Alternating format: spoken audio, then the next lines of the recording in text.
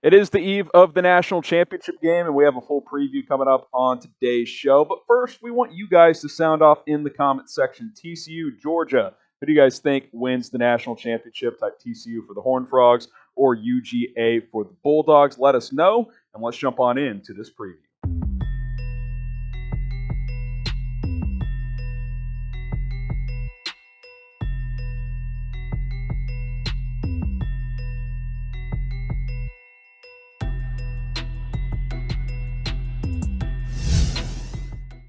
You're watching College Football Now, and we are here live at the College Football Playoff here at Audio Avenue, where the Media Hub is. And hey, we got a full preview for you. We were at Media Days on Saturday, where we heard from both TCU players and coaches and Georgia players and coaches. Some select clips that we will play for you guys that we captured at that event. Plus, I actually got to talk to Kirk Herbstreit for a couple of minutes, so we'll hear from him and get his thoughts on this matchup as well. But the stage is set between the 13-1 TCU Horned Frogs and the 14-0 Georgia Bulldogs.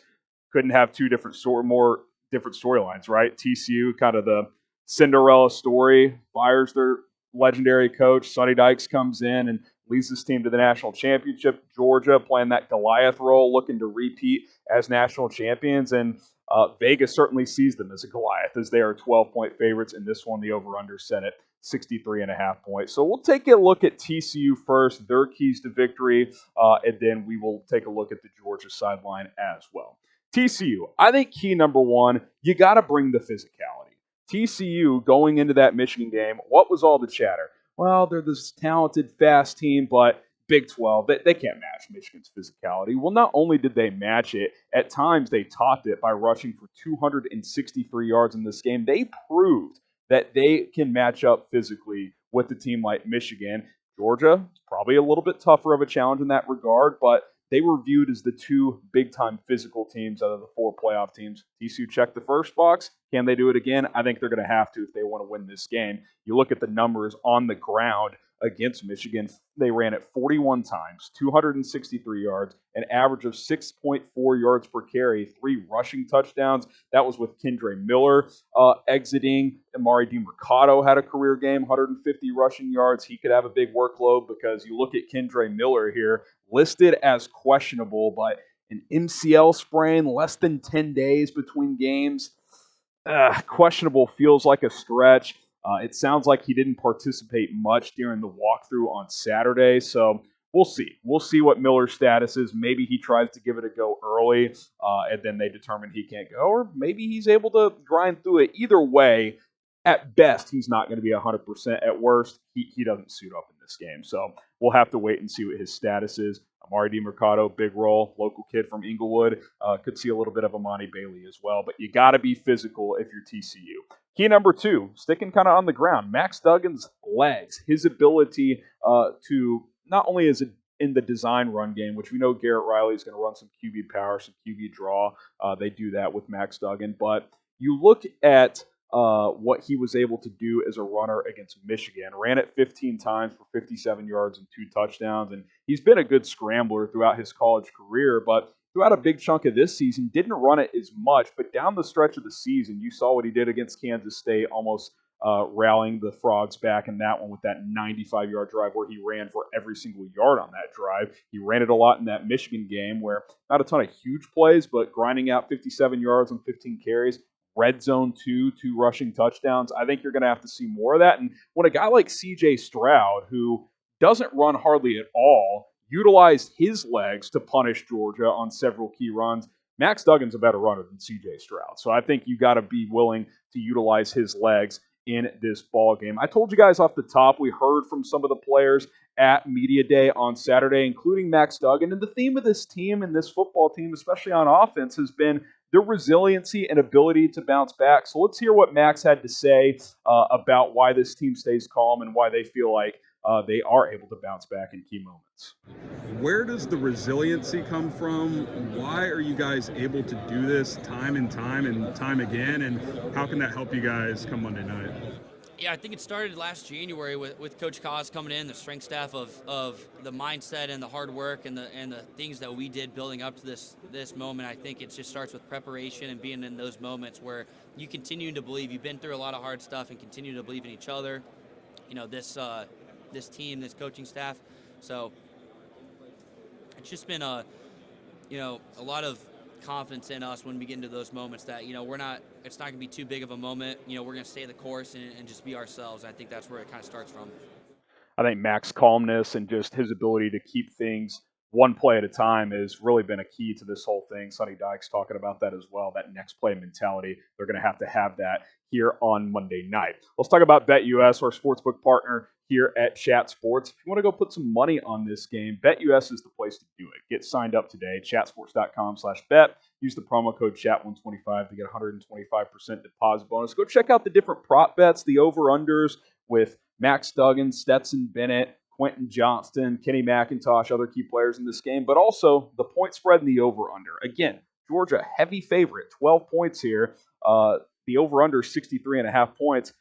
If we know anything about TCU, 12 feels a little high. Not saying they're going to win. We'll have an official prediction at the end, but if nothing else, they've been in every single game that they've played in this year throughout the season so far. So we'll see what happens. I like the cover here. I'll give my official prediction later. Chatsports.com/bet. Promo code CHAT125 to get that deposit bonus.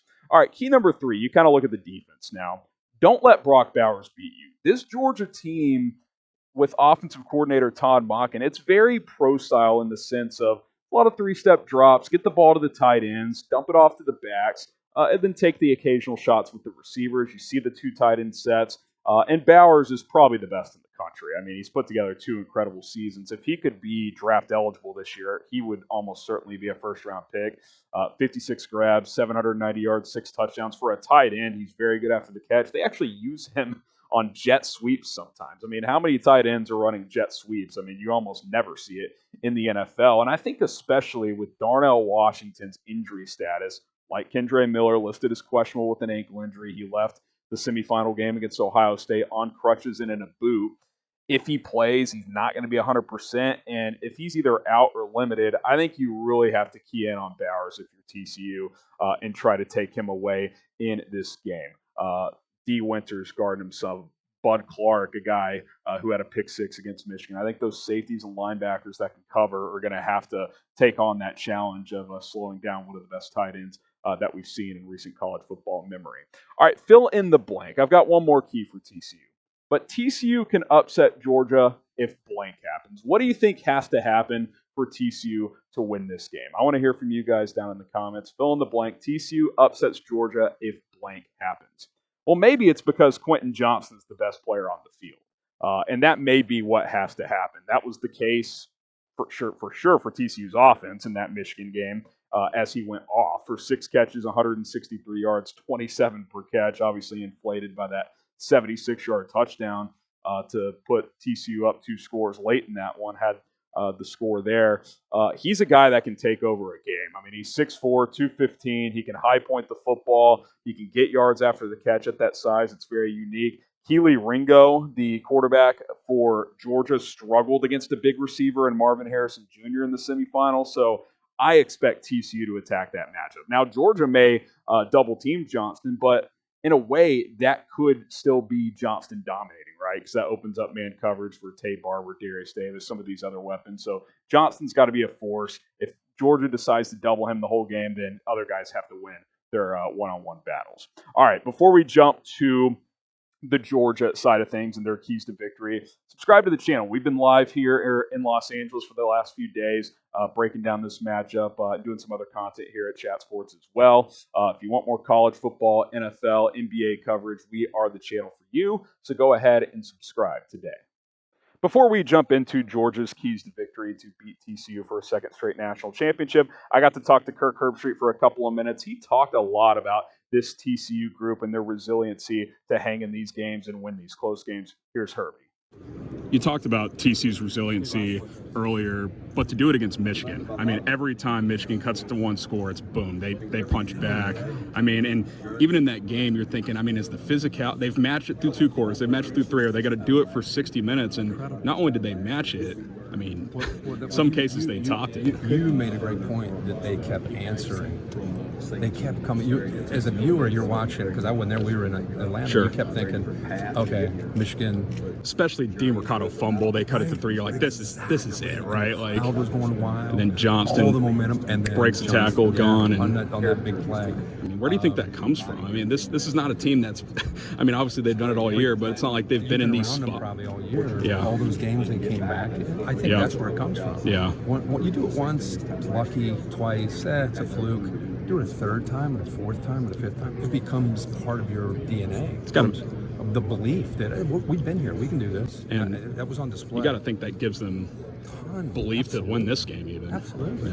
Yeah. There's nothing I don't think this team could face to make them think, oh shit, here we're in trouble. I don't think that's on the board for them. I think something that stood out to me is, again, you were in Atlanta, but they would pan to the sideline after those turnovers and Michigan would get closer. There's no panic. I find that really fantastic. Just, or no quit. Sometimes teams go through that and they just quit. Take a deep breath, next play. Yeah. It's hard to have that. I mean, you don't really coach that. No. That's something that your strength coach can help build that. But that's something like if everybody had that, they'd give a pill. Right. Everybody to Yeah. have it. Exactly. Like that's something you build through experiences. Yeah. And clearly, I think all those wins and all the games, like the Baylor game, all the games that looked like and they won. Thanks again to Kirk Herbstreit for spending a couple minutes with me on Saturday. Okay, let's get to Georgia's keys to victory here.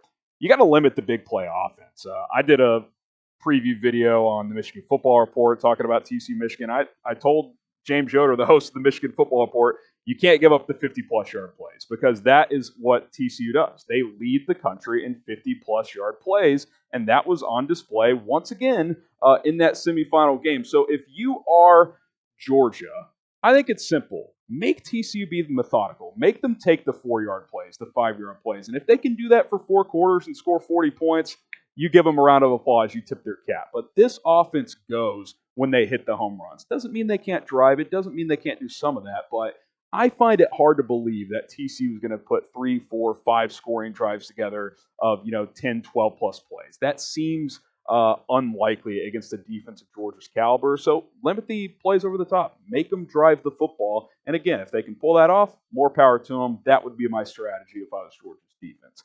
All right, key number 2, Stetson Bennett first down passing. Michigan tried to stick to the run game a lot on first down with some success. Later in the game, they started to go J.J. McCarthy throwing the ball on first down, and that's when Michigan's offense really woke up. I think if you're Georgia, you lean on your quarterback early in this game, and you try to get some early completions, even if it's not big chunk plays, 7 yards, 8 yards. If you can get into second and short, second and medium, that's tough for any defense. TCU had success defensively in that game against Michigan because they got into a lot of second and third and longs. I think Michigan averaged 8 yards on third downs to go, and that's just tough for any offense. So you throw the football on first down with Stetson Bennett. He just showed against Ohio State, even in a game he wasn't great in, he threw for 400 yards. I mean, this is not game manager 2020 Stetson Bennett anymore. I mean, he is a really, really good college quarterback. Use the pass to set up the run. That is what I would do if I was Georgia offensively. I think that is the way to go. And Stetson Bennett is good enough to do it. I made the joke that Hendon Hooker should have been in New York over him, but Stetson Bennett's more than a game manager. He can lead the offense and be the primary reason that they are scoring points. Now, Bennett was asked at Media Days about facing TCU's 3-3-5 defense, what kind of challenges it poses. Here's what he had to say about the TCU defense. All right, TCU, a unique defense at 3-3-5 that we've talked a lot about. What challenges do they pose to y'all as an offense? I think it's a different defense. It seems like there's 50 players sometimes on the field, right? And they flow really hard. They're really fast. They're really physical. And so when you have a fast, physical, disciplined football team, you're usually going to be pretty good. Yeah, we'll have to see which quarterback plays better in this one. 2 similar stories, but different in very many ways. Max Duggan, Stetson Bennett, Duggan the higher recruit, but kind of both have that grit, don't they? Should be a fun matchup in this one. Speaking of which, who do you think's the better quarterback? Which quarterback would you rather have on your sideline? Type SB for Stetson Bennett, type MD for Max Duggan. Oftentimes in these big games, the better quarterback wins. So we'll see what happens on Monday. Okay, key number 3, show up, Jalen Carter. I mean, you want to be in the mix to be a number 1, number 2, number 3 overall pick. You got to do more than what you did against Ohio State. 1 tackle, 1 pass breakup. That's it. That's not good enough. There were too many stretches in that game where it's like, I haven't seen Jalen Carter in a while. He had a pressure early on where you're like, okay, that's the talent we're talking about. But he's capable of dominating a game. And I'm taking that personally if I'm Carter coming out of the Ohio State game is, a lot of internet chatter. Yeah, he's not worth, Will Anderson's definitely the pick over him. You want to be the higher pick, you got to go show it in a game like this. You got to dominate on a stage of this caliber. So I'm keeping an eye on 88. Jalen Carter needs to make his money in this football game. And then key number 4, and look, turnovers are always a key, right? But I think if you're Georgia and you tell yourself, hey, if we play a clean football game, TCU's really going to have to earn it. I mean, if you have 1 turnover or less, you're going to have success. TCU probably needs 2+ takeaways on defense to win this game.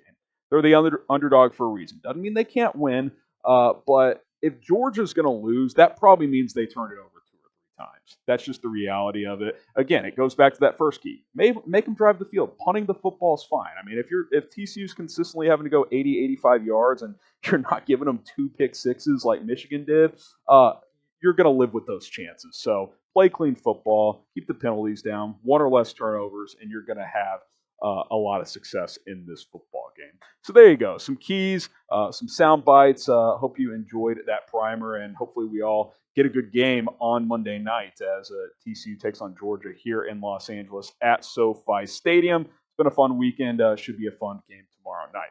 All right, get those score predictions in. I'll give you my prediction in just a moment. Let us know who wins when you drop that score in. For example, say Georgia wins 42-30 or whatever it is. That way we know which team you actually have winning. So drop the predictions down below. I'll go Georgia 38-31. I think 12's too high. I think TCU has proven and proved last week that they can play with teams of this caliber. It's a big ask for them to pull off another win of this caliber against an even better team, but I do think they'll be there in the second half and have a chance, but I will lean on the more talented team here. I think Georgia by 7 to 10 probably feels right for this matchup. Should be a fun one. Monday night, 7:30 Eastern, 4:30 Pacific. Tune in. TCU, Georgia. Should be a fun one.